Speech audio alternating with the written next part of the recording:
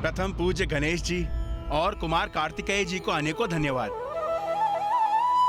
यदि वो इस स्थिति को नहीं संभालते तो मेरे पास कोई कार्य ही नहीं रहता।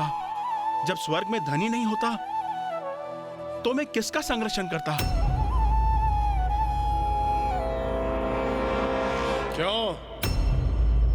क्या कहा था तुमने कि हम सब देवताओं को यमलोक भेजोगे और हम सभी तुम्हारे आदेश पर वहां आत्माओं की गिनती करेंगे।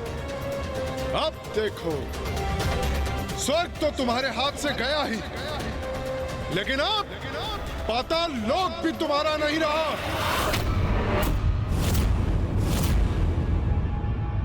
प्रतीत होता है तुम सब असुर यमलोक जाने पर बाध्य होंगे।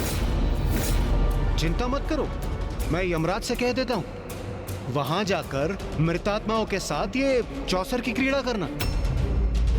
क्यों मित्र शुंभ, विचार उचित है ना?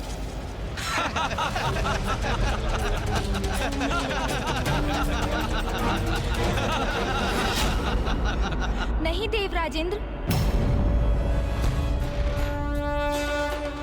हम इन असुरों के समान नहीं हैं। हम कपट क्रीड़ा से इनका पाताल नहीं छीनेंगे इनसे। जो असुरों का था वो इन्हीं के पास रहेगा, क्योंकि अन्य किसी की संपत्ति पर लालच की दृष्टि रखना सर्वथा अनुचित है। और असुर महानायक शुंभ, आप सभी को यहाँ से कहीं और जाने की कोई आवश्यकता नहीं है। किंतु जो आपने मायावी पासों की सहायता से हमसे छीना था, हमें बस वही लौटाना होगा आपको। जिस पर मेरा स्वामित्व स्थापित हो चुका है, उसे मैं कैसे लौटा दूं? कुछ नहीं लौटाऊंगा मैं, कुछ नहीं।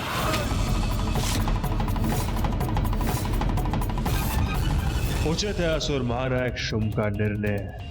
हमारे जैसे महायोद्धाओं के होते हुए इन भीरू देवताओं को कुछ लौटाने की आवश्यकता नहीं। युद्ध करना होगा तो वो भी करेंगे हम, किंतु असुरों की इस विजय को पराजय में परिवर्तित नहीं होने देंगे। कदाचित अब इन देवताओं को अपनी सम्मिलित शक्ति का परिचय देना ही होगा हमें। ये दुष्ट तो युद्ध करने को आतुर है। असुर महानायक शुंभ, हमारे मध्य जो नियत हुआ था, जो शर्त थी, उसे तो आपको पूर्ण करना ही चाहिए।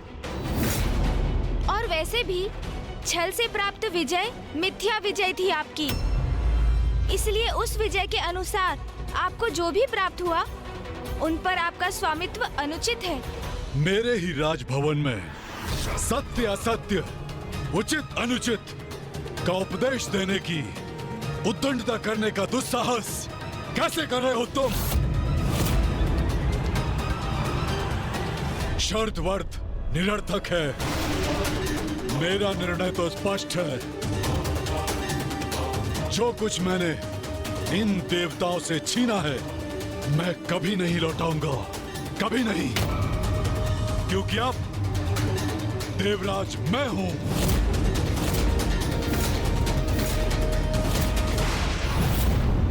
ये शुंभ क्या कर रहा है? सर्वथा अनुचित है इसका क्रोध के आवेश में बहना। इसका परिणाम भयंकर भी हो सकता है। उचित आचरण का तनिक भी ज्ञान नहीं है इन असुरों को। अतिथि के साथ ऐसा व्यवहार तो प्रथम बार देख रहा हूं मैं। सबको बंदी बना लो, कारागृह में सबको बंद कर डालो और इस गणेश को बेड़ियों में जकड़कर मेरे पास खींच कर ला। इसके प्रत्येक दांव का उचित प्रतिशोध लूंगा मैं। महादेव पुत्र प्रथम पूज्य गणेश जी के साथ ऐसी उद्दंडता, ऐसा कर कदाचित शुंभ अपने विनाश को आमंत्रित कर रहा है।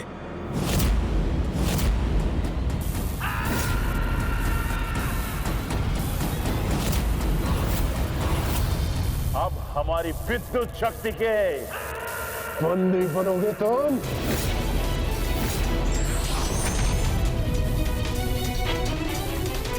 नहीं भैया, आप कुछ मत कीजिए। क्यों रोक दिया गणेश ने मुझे? मुझे इनसे निपटने दीजिए।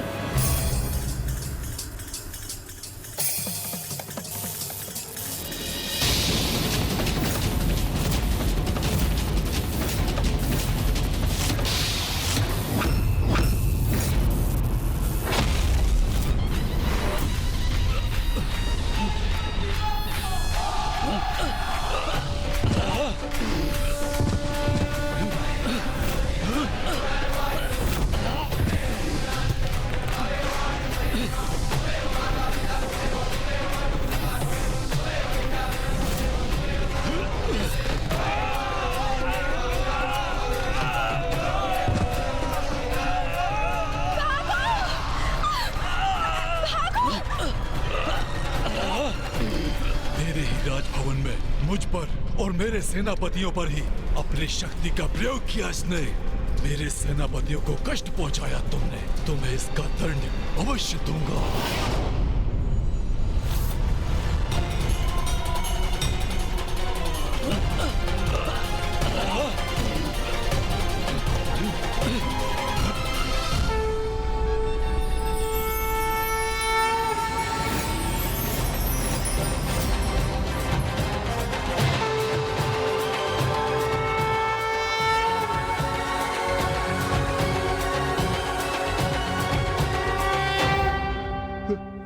ये कैसा प्रकाश है? हमें कुछ दिखाई क्यों नहीं दे रहा है? कुछ नहीं दिखाई दे रहा है।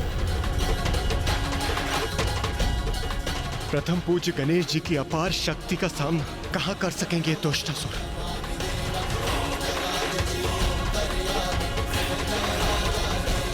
ये कैसा दिव्य प्रकाश है जिससे मेरे नेत्र चौंधिया रहे हैं? प्रथम पूज्य गणेश जी, हम कृतार्थ हो। आपने इस विनाश से हमारी रक्षा ही नहीं की, अपितु अपने इस विराट रूप के दर्शन देकर हमें धन्य किया है प्रभु।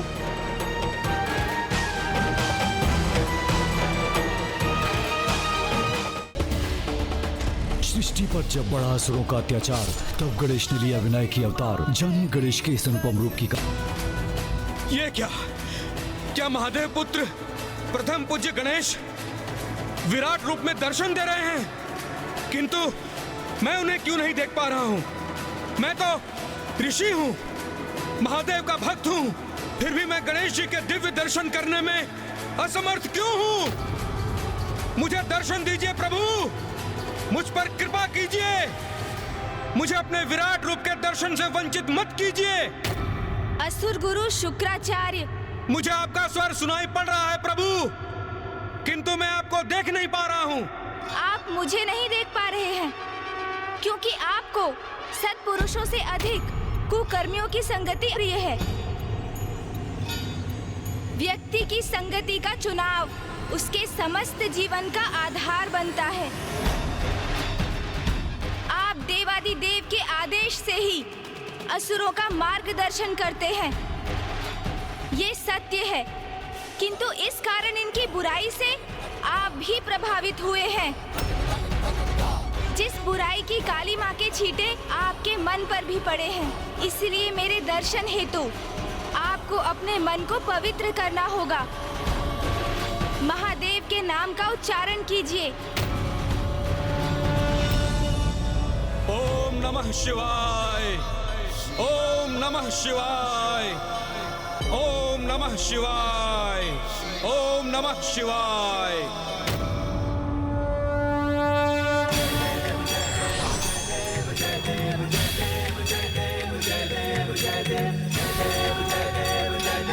प्रभु, असुर गुरु शुक्राचार्य, आप असुरों के गुरु हैं, उनके पिता समान हैं। उनका मार्गदर्शन कर उनको विजयी बनाने का यथासंभव प्रयास करना आपका कर्तव्य है, किंतु ये तो अब आपको भी समझ जाना चाहिए कि छल का मार्ग अपनाकर आप अपने उद्देश्य में सफल नहीं हो सकते।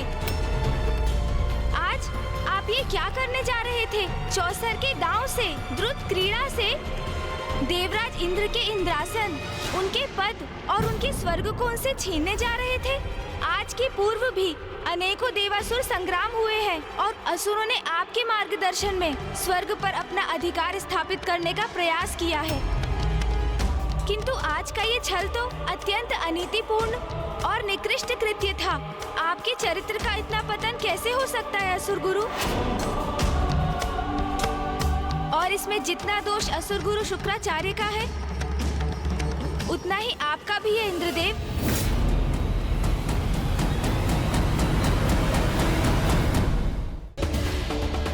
सृष्टि पर जब बढ़ा असुरों का अत्याचार, तब गणेश ने लिया विनायक की अवतार। जानिए गणेश के इस अनुपम रूप की कहानी। इंद्रदेव, और यहाँ ये भी कहना आवश्यक है कि इस द्रुत क्रीड़ा के संचालक असुर गुरु शुक्राचार्य जितने दोषी हैं, उतने दोषी आप भी हो गए हैं इसमें सम्मिलित होकर। जैसे ही चौसर की क्रीड़ा द्रुत क्रीड़ा अर्थात जुए में परिवर्तित हुई, आपको उसे उसी समय रोक देना चाहिए था इंद्रदेव। कोई बालक नहीं, देवराज है आप। आप अपना विवेक कैसे खो बैठे?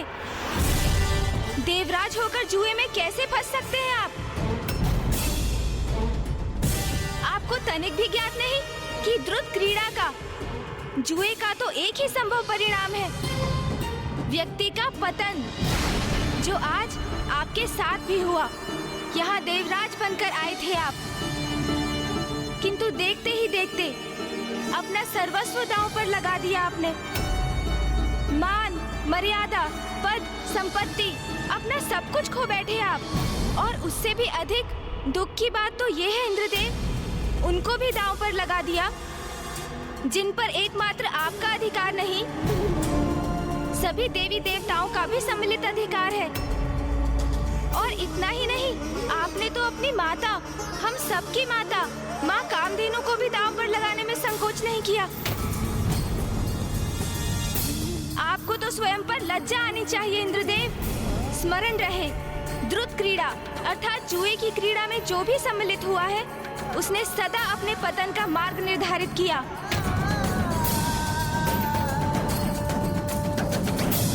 जुए से व्यक्ति स्वयं तो निर्धनता की ओर अग्रसर होता ही है और समुदाय तक को महासंकट में डाल देता है।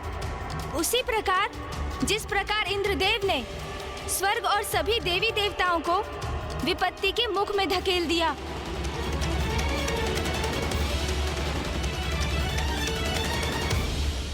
इतिहास साक्षी रहेगा कि जब जब संसार में द्रुत क्रीड़ा होगी, जुआ होगा, तब तब संसार विनाश और पतन की क्रीड़ा का भी प्रत्यक्षदर्शी बनेगा। प्रथम पूज्य गणेश जी, मुझसे बहुत बड़ी भूल हुई। मैं अपने आचरण, निर्णय और व्यवहार के लिए लज्जित हूं प्रभु। मैं आपसे वचन देता हूं, ऐसी भूल मुझसे पुनः नहीं होगी। मुझे क्षमा कर दीजिए प्रभु, क्षमा कर दीजिए मुझे।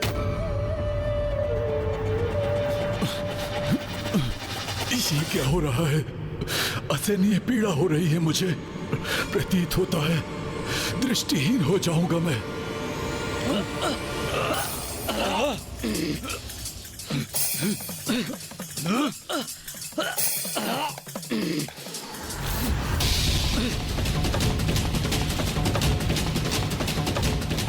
ये क्या हो रहा है? इन असुरों की दृष्टि क्यों खोती जा रही है?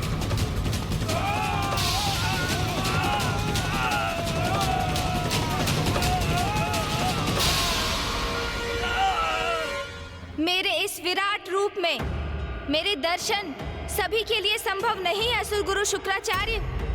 इन असुरों की संगति के कारण आप भी मुझे नहीं देख सकते थे, किंतु महादेव के नाम के जाप से अपना मन शुद्ध कर आप मेरे पंचमुखी रूप के दर्शन करने के योग्य बने। और ऐसा इसलिए हुआ क्योंकि आप एक ऋषि हैं, अन्यथा मेरे दर्शन प्राप्त करने में तो देवताओं को भी कठिनाई हो रही है।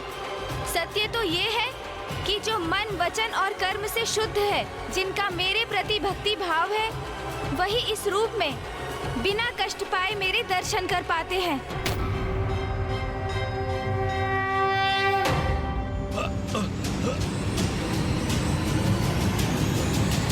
शुंभ, निशुंभ, चंड मुंड, रक्त बीज और धूम्रलोचन, इन चारों के विचारों और कर्मों दोनों में ही अशुद्धियां हैं। इसलिए उनके नेत्र मेरा तेज नहीं सहन कर पा रहे हैं, और यदि वो मुझे देखने का प्रयास करेंगे तो कुछ समय के लिए वो दृष्टि विहीन हो जाएंगे।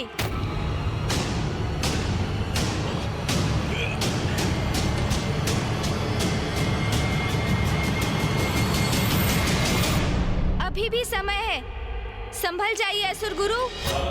शुंभ, निशुंभ और उनके सेनापतियों को ब्रह्मदेव और महादेव से वरदान अवश्य प्राप्त है, किंतु आप भूल रहे हैं, यदि वो पुनः अपनी सीमाओं का उल्लंघन करेंगे तो उन्हें उनका दंड अवश्य प्राप्त होगा।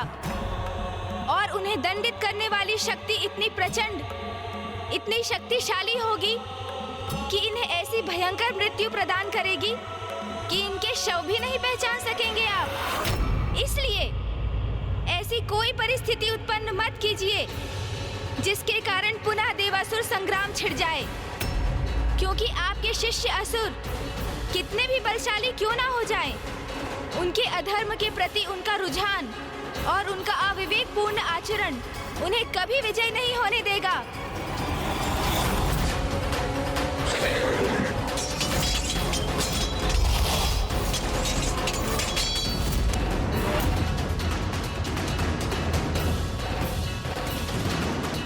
दया कीजिए, हमारी रक्षा कीजिए।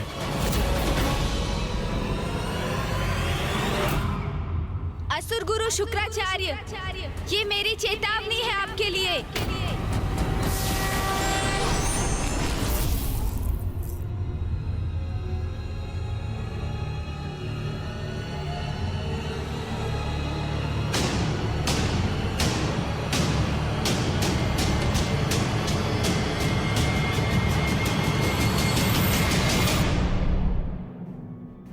भैया, अब हमें लौटना चाहिए।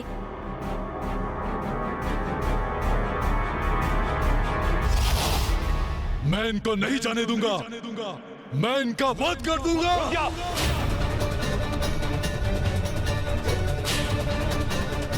शुंभ, इन्हें रोकने का प्रयास मत करो। जाने दो इन्हें।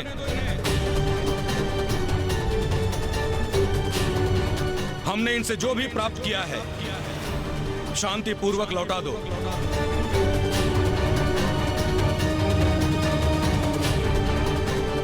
गणेश की चेतावनी से असुर गुरु अभी तो प्रभावित प्रतीत हो रहे हैं, किंतु ऐसा कब तक रहेगा? तुम्हारे और इंद्रदेव के बीच यही नियत हुआ था। उस शर्त की मर्यादा का पालन करो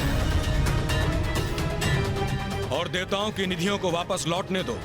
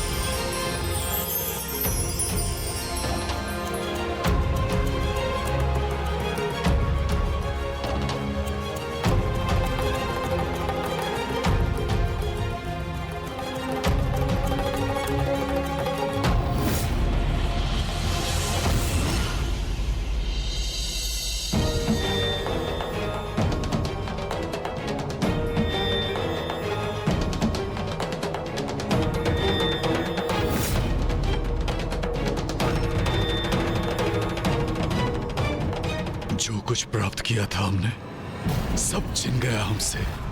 हमारा पाताल पुनः अपनी समृद्धि खो रहा है।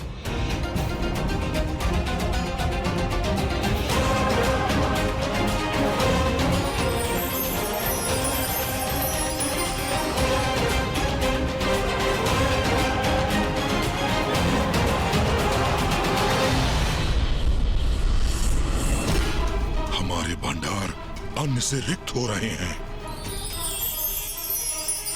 पाताल के वृक्ष आदि भी प्रभावित हो रहे हैं। यहाँ की प्रकृति हमसे रुष्ट हो रही है। कल्प वृक्ष के स्वर्ग लौटने से पुनः वंचित हो गए हैं हम।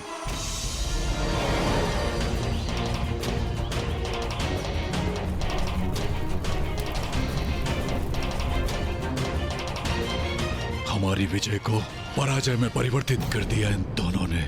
आप बड़े चिंतित प्रतीत हो रहे हैं, किंतु आपको चिंता करने की कोई आवश्यकता नहीं है। असुर महानायक शुंभ जी, आपकी मणियां और स्वर्ण जो आपने स्वर्ग लोक भेजे थे, वो सभी आपके धन कोष में लौट चुके हैं, क्योंकि आप असुरों के विपरीत अनुचित साधन से प्राप्त किसी भी वस्तु को अपने अधिकार में नहीं रखते। हम मेरे विचार से हम यहाँ जो करने आए थे वो हो चुका है। अब सब कुछ यथावत हो गया है, तो हमें यहाँ से प्रस्थान करना चाहिए गणेश।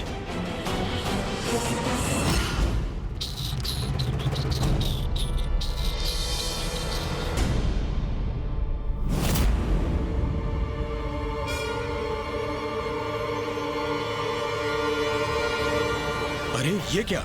गणेश जी और कुमार कार्तिकेय जी ने तो भोजन तक स्वीकार नहीं किया। छल मैंने नहीं, आपने किया है असुर महानायक। मायावी पासों से क्रीड़ा कर अन्याय तो आप कर रहे थे।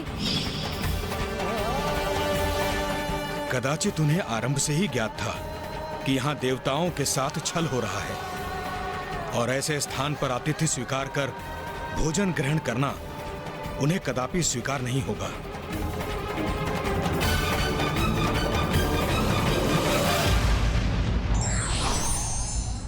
सत्य उजागर होने के बाद जो अपनी भूल नहीं सुधारते वो दंड के भागी होते हैं।